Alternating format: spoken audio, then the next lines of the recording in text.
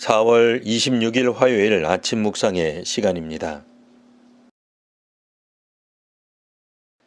사도신경으로 신앙을 고백하겠습니다. 나는 전능하신 아버지 하나님, 천지의 창조주를 믿습니다. 나는 그의 유일하신 아들, 우리 주 예수 그리스도를 믿습니다. 그는 성령으로 잉태되어 동정녀 마리아에게서 나시고 본디오 빌라도에게 고난을 받아 십자가에 못 박혀 죽으시고 장사된 지 사흘 만에 죽은 자 가운데서 다시 살아나셨으며 하늘에 오르시어 전능하신 아버지 하나님 우편에 앉아 계시다가 거기로부터 살아있는 자와 죽은 자를 심판하러 오십니다. 나는 성령을 믿으며 거룩한 공교회와 성도의 교제와 죄를 용서받는 것과 몸의 부활과 영생을 믿습니다. 아멘.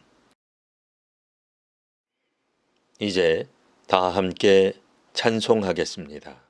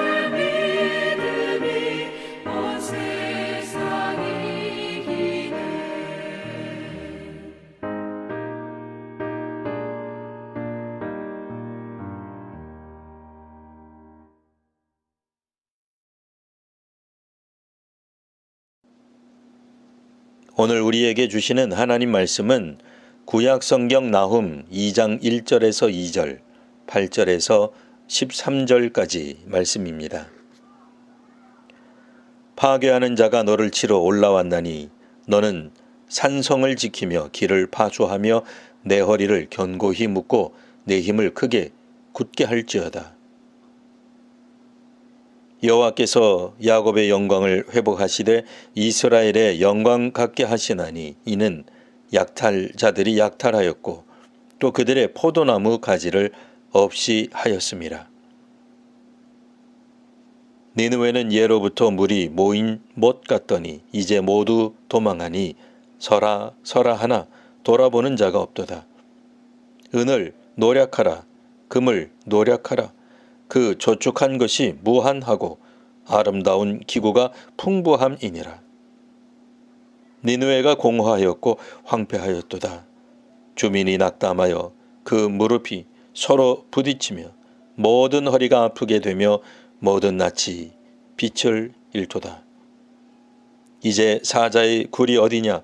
젊은 사자가 먹을 곳이 어디냐? 전에는 수사자 암사자가 그 새끼 사자와 함께 거기서 다니되 그것들을 두렵게 할 자가 없었으며 수사자가 그 새끼를 위하여 먹이를 충분히 찢고 그의 암사자들을 위하여 움켜 사냥한 것으로 그 굴을 채웠고 찢은 것으로 그 구멍을 채웠었도다. 만군의 여호와의 말씀에 내가 내 대적이 되어 내 병거들을 불살라 연기가 되게 하고 내 젊은 사자들을 칼로 멸할 것이며 내가 또 내 노력한 것을 땅에서 끊으리니 내 파견자의 목소리가 다시는 들리지 아니하리라 하셨느니라. 아멘. 니느웨를 공격하는 침략자가 정확하게 누구인지 나오진 않습니다. 하지만 그의 역할은 분명합니다. 그는 파괴하는 자입니다. 선지자는 아수르 왕에게 공격에 대해 대비하라고 1절에서 말합니다. 그러나 아수르 왕이 아무리 산성을 지키고 길을 파수하며 힘을 크게 해도 결국엔 나라가 파괴되는 것을 막을 수 없을 것입니다. 니느웨는 종말을 맞이하게 될 것입니다. 니느웨는 예로부터 물이 모인 못같이 그 성에 거주하는 주민들이 많았습니다. 하지만 지금은 공격을 받아 주민들이 모두 흩어지고 있습니다. 서라, 멈춰라. 아무리 외쳐도 뒤돌아보는 사람이 없습니다. 그만큼 침략군의 무력 앞에 방어선이 쉽게 무너졌고 같이 항쟁할 의지가 사라져버린 상황을 말합니다. 급하게 피난 가느라 두고 온 은과 금을 점령군이 다 빼앗아갑니다. 이제 니느웨 출신 사람들은 빈털터리가 됩니다. 한때는 강대국이었고 선진국이었지만 하나님의 심판이 임하자 아무것도 손에 쥔 것이 없습니다. 종말이 임하면 아무것도 가지지 못한다는 점에서는 고대 아수르 제국이나 오늘날 개인도 비슷하다 할 것입니다. 12절은 한때 잘 나갔던 아수르를 묘사하고 있습니다. 수사자가 그 새끼를 위해 또 암사자를 위해 먹이를 많이 죽여서 자기네 굴을 채워 놓았듯이 아수르도 주변 약소국을 수탈하였습니다. 약소국이 가진 보물이나 재물을 다 강탈하였습니다. 이렇게 잘 나갔던 아수르였지만 13절에서 하나님이 아수르의 대적이 됩니다. 강대국 아수르는 하나님 앞에서 약소국이 됩니다. 강자였던 사람과 사회가 하나님 앞에서는 약자가 됩니다. 이제는 그 입장과 역할이 바뀌게 됩니다. 이처럼 심판이 일어나면 상하가 바뀌고 반전이 일어납니다. 하나님의 심판은 그동안 아수르가 해왔던 누렸던 것과 연관이 있습니다. 하나님의 절대적인 기준에 따라 일방적으로 니느웨를 심판하신다기보다는 니느웨가 행한 것이 그 기준이 됩니다. 오랫동안 인고의 세월을 보낸 약자가 변혁을 통해 강자가 될 수 있습니다. 그런데 약자가 강자가 되고 나서 소수의 입장이 큰 영향력이 되고 나서 여전히 그 핵심이 변하지 않는다면 이 또한 심판을 면할 수 없게 됩니다. 권력을 차지하고 높은 자리에 올라 그 목표에 도달하는 것도 중요하지만 왜 그 힘을 필요로 했는지, 그 힘으로 무엇을 하려 했는지 살펴보는 일이 있어야 합니다. 성경적 시각에서 볼 때 아수르는 이스라엘을 심판하는데 하나님의 도구로 쓰임을 받았습니다. 아수르는 처음부터 강대국은 아니었습니다. 어느 순간 고대 근동 지역에 패권 국가가 되어서 주변국을 정복하며 더 큰 나라로 성장해 갑니다. 아수르 입장에서는 자기가 잘해서 강대국이 된 것이겠으나 성경적 관점에서는 이를 하나님께서 하신 것으로 봅니다. 아수르가 이스라엘을 점령함으로 이스라엘의 불신앙과 우상 숭배에 대해 하나님의 심판을 받게 됩니다. 그런데 이처럼 하나님의 도구로 쓰임받은 아수르는 영원한 통치를 하지 못합니다. 죄악에 대한 심판이 이제 아수르를 기다리고 있습니다. 궁극적으로는 하나님이 심판하시는 것입니다. 유다든 아수르든 하나님이 심판하십니다. 하나님의 정의와 공의가 이 사회와 나라에 넘치기를 기원합니다. 기도하겠습니다. 하나님, 우리의 연약함을 긍휼히 여겨 주옵소서.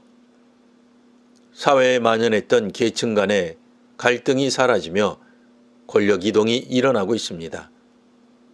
각과 을이 바뀌면 보다 평등하고 공정한 사회가 될 줄 알았으나 위치만 바뀌었을 뿐 본질적인 문제는 해결되지 않고 있습니다. 사람들의 욕심은 여전합니다. 믿음의 사람들과 교회들이 이 사회에 하나님의 정의와 공의를 흐르게 하는 도구가 되게 하옵소서. 예수님 이름으로 기도합니다. 아멘.